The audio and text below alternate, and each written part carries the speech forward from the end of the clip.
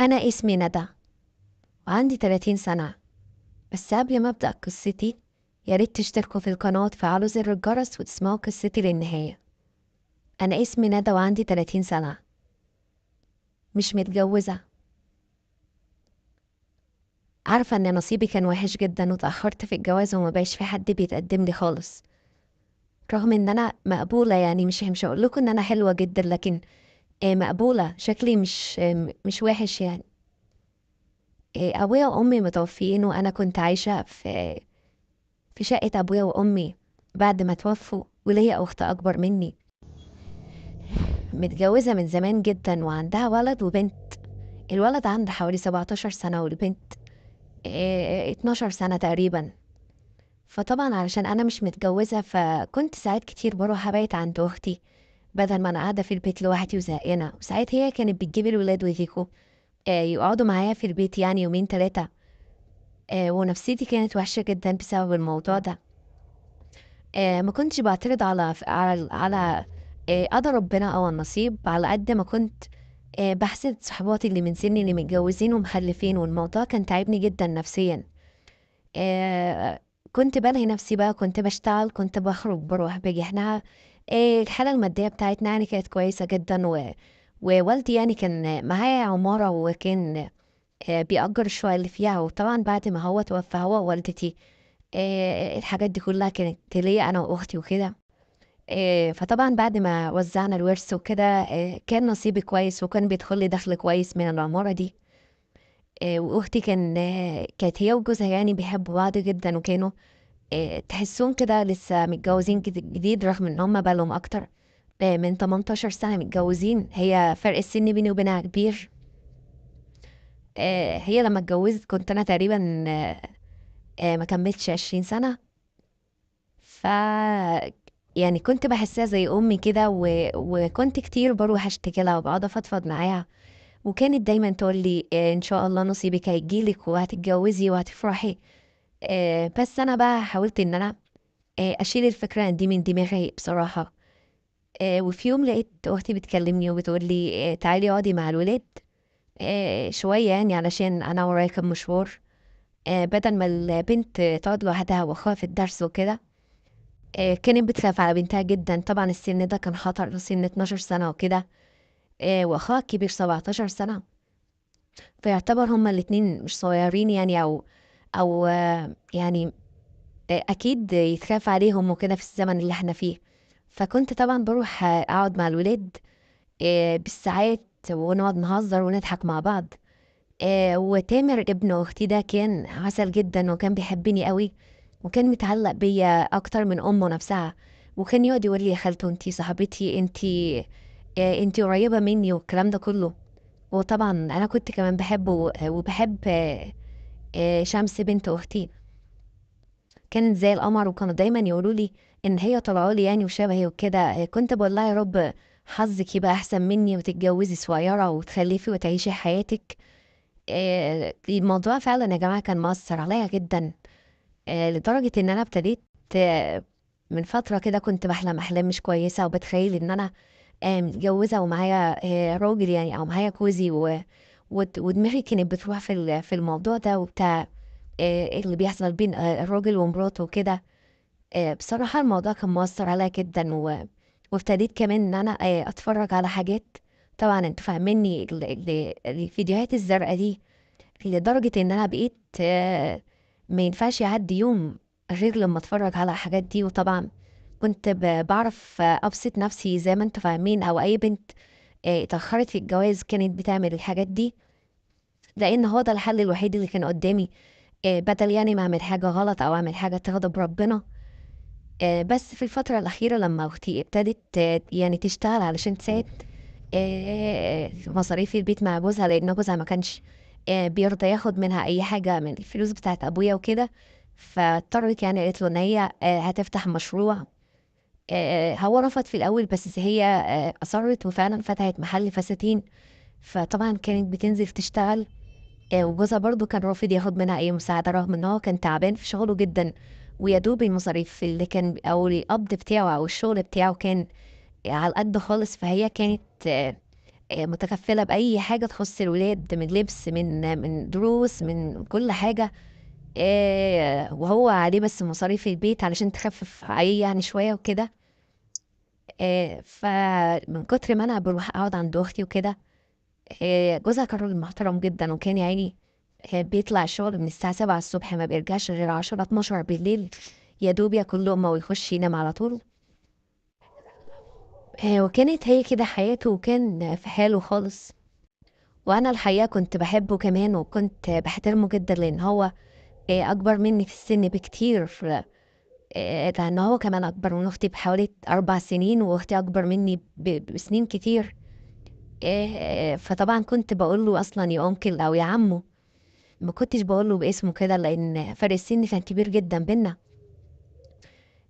وفي يوم لقيت أختي بتكلمني بتقول لي يعني إن هي أغمى عليها وكده في المحل، وطلعوا بيها على المستشفى. فأنا طبعا خدت بعضي وجريت ورحت لها المستشفى. عملوا لها شوية تحاليل وحاجات، وقالوا لها أنت لازم تقعدي معانا يعني مش أقل من أسبوع تحت الملاحظة، علشان آه، هي يعني كانت تعبانة جدا الوقت ده. وطبعا جوزها طول اليوم في الشغل من الساعة 7 الصبح لحد الساعة 12 أو 1 بالليل. فطلبت مني إن أنا أفضل قاعدة مع الولاد الفترة دي. كنت بس بروح أزورها الصبح، وبرجع على بيت أختي على طول، بجهز الحاجة، الأكل يعني، وبروق البيت وكده. وكنت طول الأسبوع ده عايشة معاهم لحد ما تطلع بالسلامة. تقريبا ما كنتش بشوف جوزها خالص، وكنت بحضر له الأكل قبل ما أدخل أنام، وكان بيجي ياكل ويخش ينام في حاله. ولكن الفترة دي، أول يوم رحت عند أختي يعني وهي في المستشفى، لقيت بنت أختي جاية بتقول لي يا خالته أنا عايزة أطلب منك طلب، وعشان خاطرك يا بابا وكده. وأنا نفسي أطلع الرحلة بتاعت المدرسة مع صحباتي، كلهم طالعين وكده، وعشان خاطري خليني أطلع معاهم الرحلة. فقلت لها يا حبيبتي الرحلة دي يومين. فضلت بصراحة تتحايل عليا وصعبت عليا جدا، وقلت إن هي ملهاش ذنب في اللي بيحصل ده، من حقها تطلع مع صحباتها وكده. فقلت لها خلاص يا حبيبتي، انا هكلم امك يعني وابوكي وكده، وهخليهم يوافقوا. ففرحت جدا وخدتني بالحضن كده، وقالت لي ربنا يخليكي ليا. فتاني يوم لما رحت لاختي المستشفى، وهي الصراحه كانت تعبانه، فقلت لها انا عايزه اقول لك على حاجه، انا عارفه ان ده مش ده وقته، بس وافقي ان بنتك تطلع رحله مع صاحباتها في المدرسه وكده. فقالت لي لا انا مش موافقه، عشان انا بخاف عليها وكده. فقلت لها ما تخافيش، انا كلمت المدرسين وعرفت ان هي رحله بنات بس، وهم يومين بس وهتيجي على طول، وفي مكان هيبيتوا فيه بنات مع بعض وكده. المهم ان انا اقنعتها يعني. وفعلا تاني يوم البنت جهزت حاجاتها جهزت لها الاكل وحاجات كده. وفعلا طلعت الرحله. وانا فضلت في البيت بعد ما جيت من عند اختي، وكان ابن اختي موجود. طلع لعب كوره مع اصحابه شويه. ولما رجع كاس هدومه متبهدلة جدا، قلت له خش غير هدومك وتشطف يعني لحد ما اجهز لك الغدا. وانا كنت داخله الحمام، يعني كنت بغسل شعري وكده. وطلعت وخليته هو دخل، وانا رحت على المطبخ علشان اجهز له الغدا وكده. وعملت الغدا واتغدينا مع بعض، وقعد يتكلم معايا شويه ويقول لي يعني ان هو متضايق علشان اخته طلعت الرحله وكده، هو بيخاف عليها. فقلت له مش للدرجه دي، يعني انتوا ايه الرعب اللي انتوا عايشين فيه وكده؟ مش للدرجه دي، الدنيا جميله والبنات بتطلع رحلات عادي، يعني ما تبقاش اوفر. انت هتطلع دماغك ناشفه زي امك وكده. وقعدنا ايه نتكلم شويه وكده. فانا قلت له طب انا اخش اريح شويه وهصحى كده قبل ما ابوكي يجي عشان اجهز له الغدا. فلما دخلت اوضتي قعدت على السرير كده، وطبعا ابتديت ان انا اشغل الحاجات اللي انا بتفرج عليها. لقيت نفسي رحت في حتة تانية، وعمالة نفسي في الحاجات دي جدا، ومش قادرة أسيطر على نفسي. بس وأنا في الموضوع ده سمعت صوت عند باب الأوضة. اتخضيت جدا، فلما بصيت لقيت ابن أختي واقف. الباب كان مفتوح حتة صغيرة كده، ولقيت واقف مبرق. أنا طبعا اتخضيت جدا وطفيت التليفون، وقلت له أنت واقف كده ليه؟ راح قال لي مفيش، أنا بس سمعت صوت في الأوضة. أنا الصوت ما كنتش عارفة إن الصوت عالي. بس أخد بعضه وطلع على الصالة وكده، وأنا ما كنتش عارفة أعمل إيه. ويا ترى سمع حاجة ولا شاف حاجة وكده. فرحت اخده بعضي ورحت طالعه له في الصالة وكده، وقلت له: ايه مالك، في ايه، انت وشك احمر كده ليه؟ راح قال لي: بصراحة انا شفتك وانت بتتفرجي على الحاجات دي. فما كنتش عارفة ارد عليه خالص وكده، فقلت له: لا دي حاجة جت على التليفون غلط والكلام ده كله. راح قال لي: ماشي وكده. فحسيت يعني ان هو ممكن يكون اقتنع بالكلام، ودخلت قلت له: انا هنام شوية. قال لي: ماشي. فانا دخلت علشان انام، وكنت قافلة الباب طبعا بالأكرة عادي، يعني مش بمفتاح ولا أي حاجة. وخلاص كنت هروح في النوم، سمعت صوت الباب بيتفتح ولقيته داخل الأوضة. فبقول له: في إيه؟ راح قال لي: مفيش حاجة. وجي قرب مني، قلت له: مالك؟ راح قال لي: بصراحة أنا شفتك وانتي بتتفرجي على الحاجات دي، وانتي ازاي بتتفرجي على الحاجات دي وكده. فقلت له: مالكش دعوة. قال لي: لا بصراحة كده أنا كمان بتفرج على الحاجات دي، ونفسي أجرب الموضوع ده.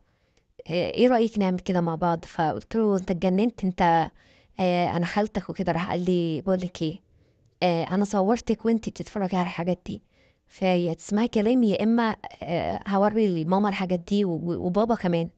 فقلت له: تعال بقى وبلاش جنان وكده. راح قال لي: انا قلت لك وانت حرة، وسابني وطلع الصالة. انا طبعا كنت خايفة جدا لا يوري ابوه وامه الحاجات دي، طبعا هيبقى منظري وحش جدا قدامهم. فقعدت اتحايل عليه يعني ان هو يمسح الحاجات دي، مرضيش خالص. فقلت له: طب تعالى. واخدته من ايده ودخلنا الاوضه. قلت له: ايه اللي يرضيك يعني، او انت عايز ايه علشان تمسح الحاجات دي؟ فراح قال لي: هوريكي دلوقتي. وابتدى يقرب مني، وابتدى يعمل حاجات كده، وانا كنت على مش مستحمله اي حاجه، وكنت على تكه، وفعلا رحت في دنيا تانية. ولقيته ابتدى يخلعني كل حاجه. ومش هو ده ابن اختي اللي عنده 17 سنة ده يا جماعة، عايزة اقول لكم ان هو آه، مسك البطيخة وفضل يعني ياكل في البطيخة كده، وكانت المسائل عنده شديدة جدا. وفعلا ابتدى يتعامل معايا اكتر من ساعتين او ساعتين وشوية. ما كانش عايز يسيبني خالص، ومش مرة واحدة بس، لا مرة واتنين، لحد ما خلاني مش قادرة اتحرك. بس بصراحة على قد ما انا كنت متضايقة من اللي بيحصل، وان هو كان كاسر عيني يعني بمعنى صح، بس بصراحة خلاني عشت وقت عمري ما تخيلت ان هو بالجمال ده وبالحلاوة دي، وبقيت متعلقة بيه جدا، وبقيت بتلكك علشان اروح عند اختي. حتى لما طلعت من المستشفى، لما كانت بتبقى في الشغل، كنت بروح على البيت وبستغل اي فرصة انا وهو لوحدنا، وكنت بخليه يعمل معايا كده. يعني كنت مبسوطة جدا. بس بعد كده فقت وندمت، وحاولت ان انا ما اروحش عند اختي تاني، لحد ما اختي اخدت بالها وقالت لي: انت ايه اللي مزعلك وما بتجيش عندي ليه؟ فطبعا ما كانش في اي حاجة اقولها لها. ولما رحت لقيت ابن اختي بيقول لي: إيه انت عايزة تبعدي عني ليه بعد ما خلتيني حبيت الحاجات دي؟ وطبعا ما كنتش عارفة اسيطر على نفسي ولا حتى ابعد عن الحاجات دي. ورجعنا تاني نعمل كده. بجد الموضوع كان حلو جدا، وبقينا زي المدمنين على الموضوع ده انا وابن اختي. بقينا بنعمل كل حاجة زي المتجوزين بالظبط، كأننا متجوزين مع اختلاف المكان، يعني علشان انا بنت وكده. وكان تقريبا كل ليلة ابو حبايت عنده اختي كان يعمل معايا كده. وبجد مش عارفة اعمل ايه في كل اللي انا وصلت له ده.